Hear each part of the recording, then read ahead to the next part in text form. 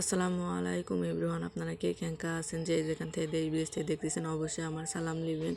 আপনারা ক্যাঙ্কা আছেন কমেন্টে বলে যাবেন। আজকে আমি এদের সকালবেলা পুরপুরি করেছি, আপনাদের ভাইয়া সকাল সকাল গাড়ি নিয়ে যান, এই জন্য সকাল সকাল উঠেই রান্নাবান্না করা লাগে।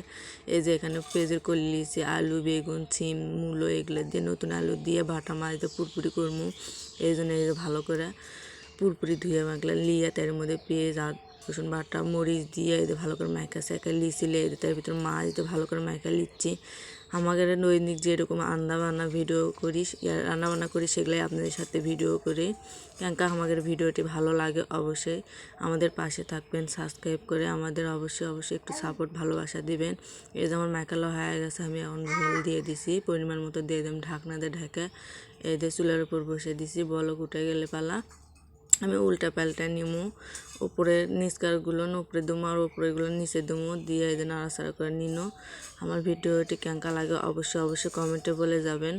আপনাদের কাছে অনুরোধ রইল কেমন হয়েছে বলে যাবেন কিন্তু পুরপুরি রেসিপিটা।